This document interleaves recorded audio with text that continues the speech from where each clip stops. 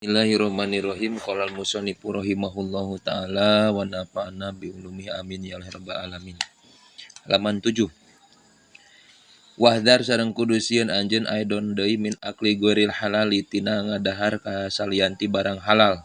Nah, ieu nya barang halal ya.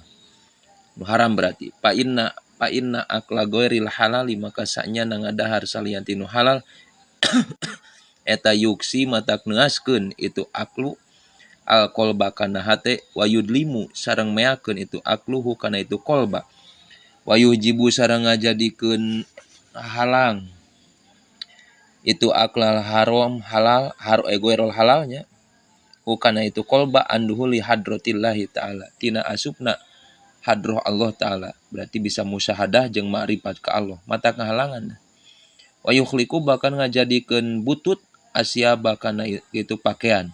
Jadi maksudna kieu, ngadahar barang anu haram eta teh matak neaskeun hate, matak moekeun hate, matak ngahalangan hate nepina ka Gusti Allah, bahkan matak ngaruksak kana wibawana jalma.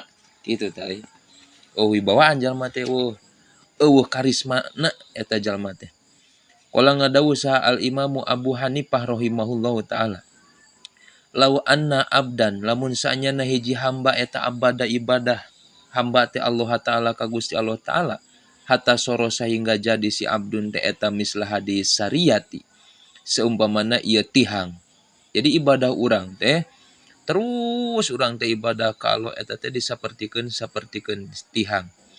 Summa innahu tulisannya si abdun eta lam yaruddu henteu nganyahokeun si abdun teh.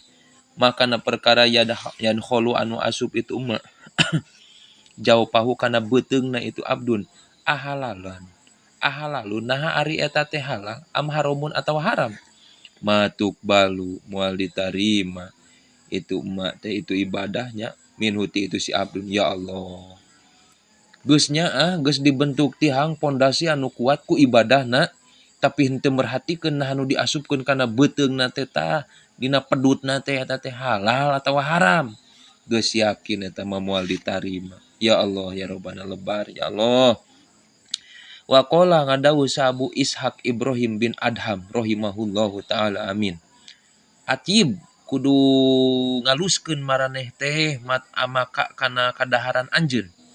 Wa ma alaika teu aya eta tetep ka anjeun ba'da dalika dina saeunggeusna atibu mat amak Allah tasuma ariyen teu saum anjeun anharu dina waktu beurang wala takuma sareng teu salat anjeun teh alaila dina waktu peuting yakni ngamaksud ieu Ibrahim bin Adam teh naplan kana sunat.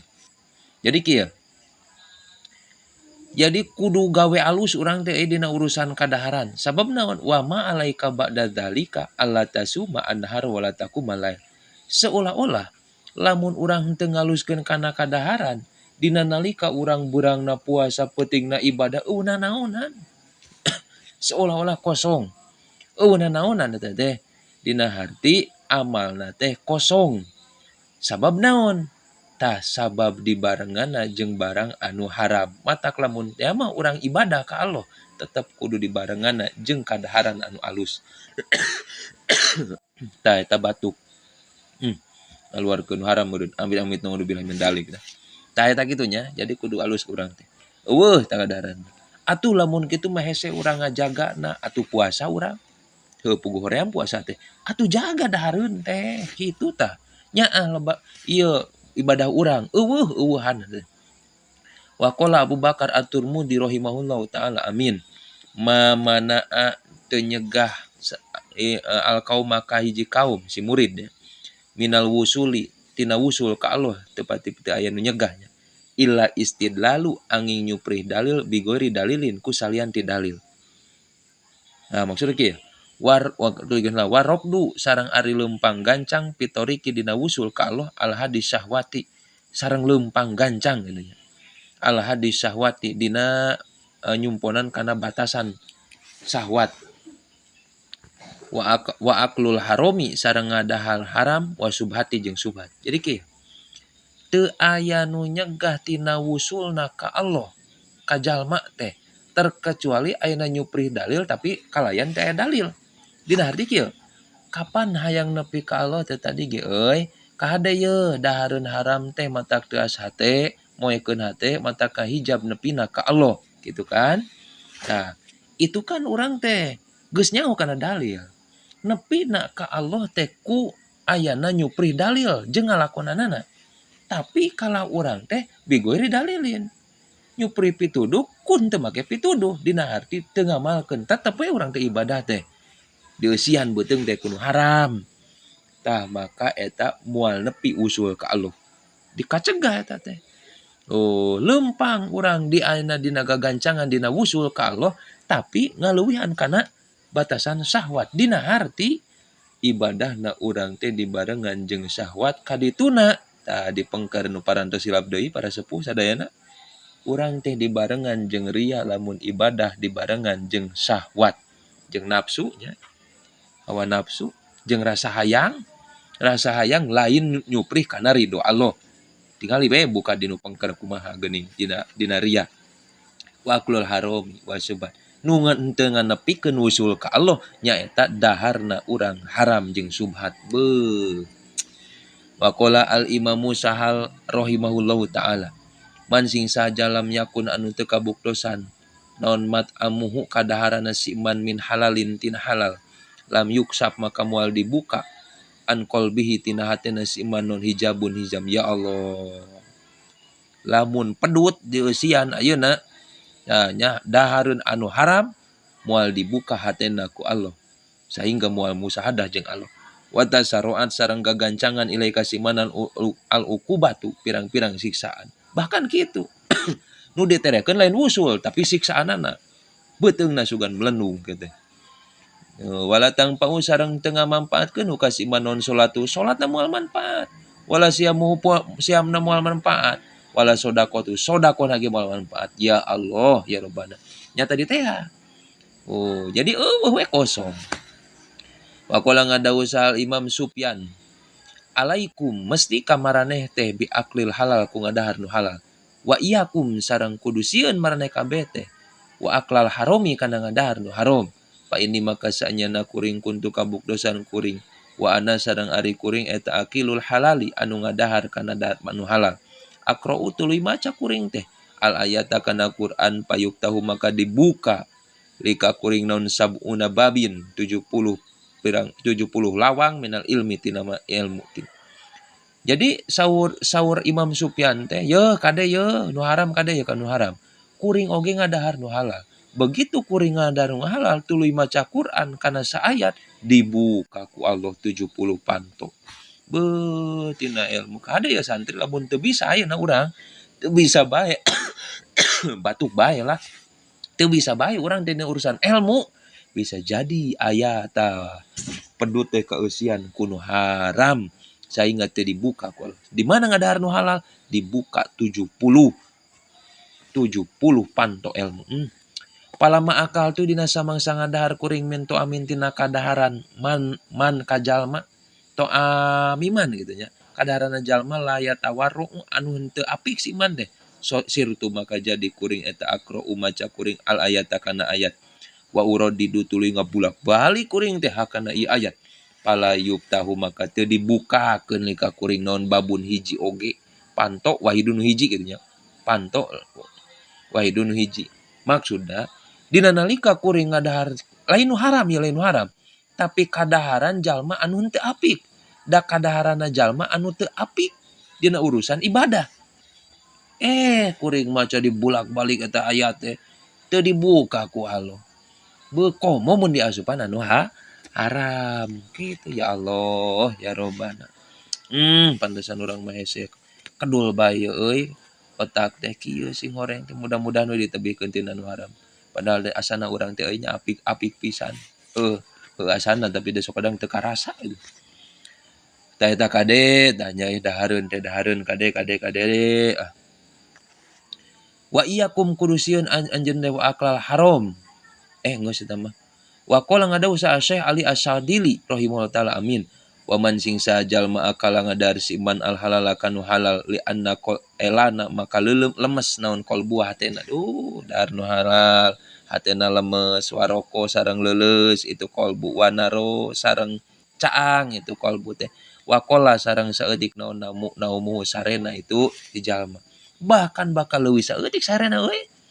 Ada ya caang hate, leuleus hate, tuh nya dina ieu nya leuleus lemesna hate, saeutik ke sarena walam yuhjab jeung moal dihalangan si iman an hadratillahi taala. Ya Allah, pampangna mah ieu bisa musahadah urang jeung Allah. Waman sing jalma akala nu ngadahar si iman goerol halali kana salian tinu halal. Kosa maka teas naon kolbu hatena ya Allah. Jalma nu ngadaharan bae nu haram mah datiana atawa ayeuna cara kasabna teuas hatena teh. Wagolado tegasna keras wa adlama tuluy poek tu kolbu teh nya. Wa hujiba dihalangan si jalma an rotillahi taala tina hadroh Allah taala. Tina bisa nyaksi ka Allah teh hese. Wa kasurobakan loba naon-naon muhu sarena si jalma. Loba sare teh jalma teh ngadahar barang nu haram teh.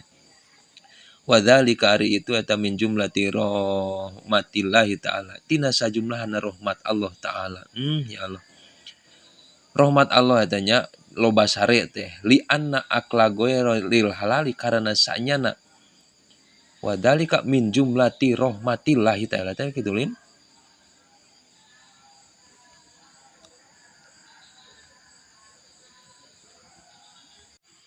Nah, nyakuna sababna li anna akla goeril halali karena sanyana ngadaharna anu salian ti halal eta yuhariku ngarobahkeun ngagerakeun itu akla goeril halal ti li ado ilmaasi li ado ikana pirang-pirang anggahota lil maasi pikeun maksiat. Jadi lamun urang ngadahar nu haram maka ngagerakeun teh eta barang nu haram teh jadi tanaga. Ngalir kana darah jadi tanaga akhirna ngahasilkeun kana maksiat. Gitu euy. Payat lubu maka nyuprih naon kullu udwin tiap-tiap anggahota min huti siman aya sia kana yanta maksiat itu kullu udwin payatapa dolu maka mere kaunggulan mere anugerah salo Gusti Allah alaihi kasiman binaumi kusare. Mata kujal nu loba ngadar halal mah haram mah engke Allah mere kaunggulan mere anugerah supaya aya reureuh ta eta jalma teh dilobakeun ku Allah teh sare.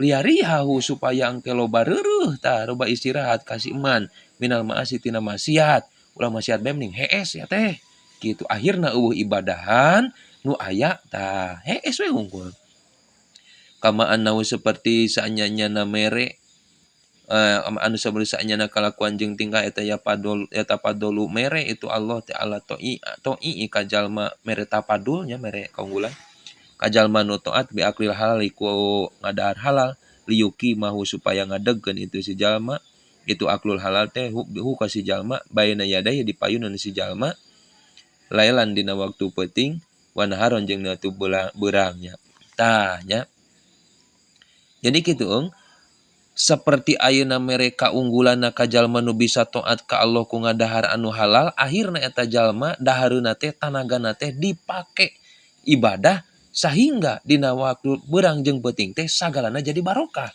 kusabab naon barokah na ngadahar anu halal jadi tanaga daek deui kanu halal jarang ayeuna garong sok nu ngadaharan haram mikirkeun kana salat jarang tuh jadi nu ngadahar halal mah tetep mikirkeun kana nu halal deui ayeuna ajengan barang daharan nu halal mikirkeun ngaji we jeung ngaji ilmu kitu tah sapertikeun kitu wa qala ngadawu Saidi alil khawas mansing jalma akala nu ngadahar si iman al haruman kana haram wa atola sareng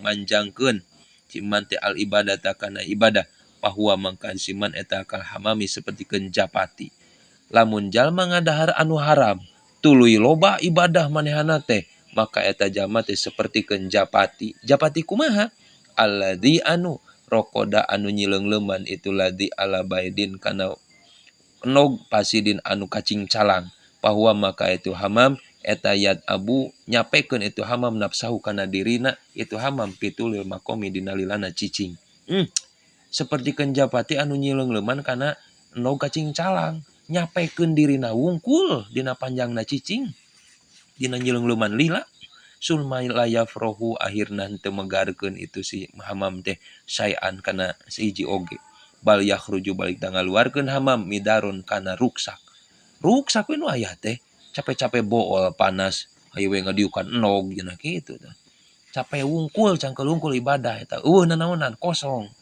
Wa min mafasidi aklil harami eta tetep tina karuksakan ngadahar haram istihalatuhu ari mindahkeun rupa itu aklul haram hu enaro kana seuneu naron kana seuneu kana rupa seuneu payadhabu maka ngaleungitkeun itu aklal haram saji tal fikri sujaya tal fikri gitu karena semangat nak pikir sujaya tal fikri karena semangat nak pikir wala data dzikri sareng lezatna dzikir. Jadi tina sapalihna karuksakan ngadahar nu haram teh nyaeta mindahkeun rupa kana seuneu. Nah, mindahkeun rupana akal haram kana dibandingkeun si eta kadaharan haram teh jadi seuneu anu mana seuneu eta teh bakal ngaleungitkeun kana semangat mikir. Mung mikir teh urang euy kana kalusan teh. Kitu ku sabab naon? Nya berat kuno haram. Lamun kana kagorengan semangat. Tuh moal karasa kumaha lezatna dikir eling ka Allah.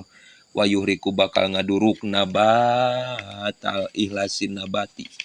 Kana jadina keikhlasan. Aniatinya kana jadina keikhlasan niat. Tuh kana tumbuhna jadina keikhlasan niat. Eueuh ngaleungitkeun ngadurukna. Jadi tara ikhlas jalma nu ngosok ngandahar haram. Waya mah bakal ngalolongkeun itu akal haram al basiro takana paningal hate. Wayudlimu sareng moekeun itu akal haram al basoro kana paningal. Wayuhinu ngalemahkeun itu akal haram adina kana agama wal badana sareng kana badan wal akla kana akal. Wayurisu bakal mopohokeun ngawaris poho itu akal haram al goplata kana pohoan. Wanisiana sareng tegasna kana pohoan. Ngawaris kana pohoan tuh.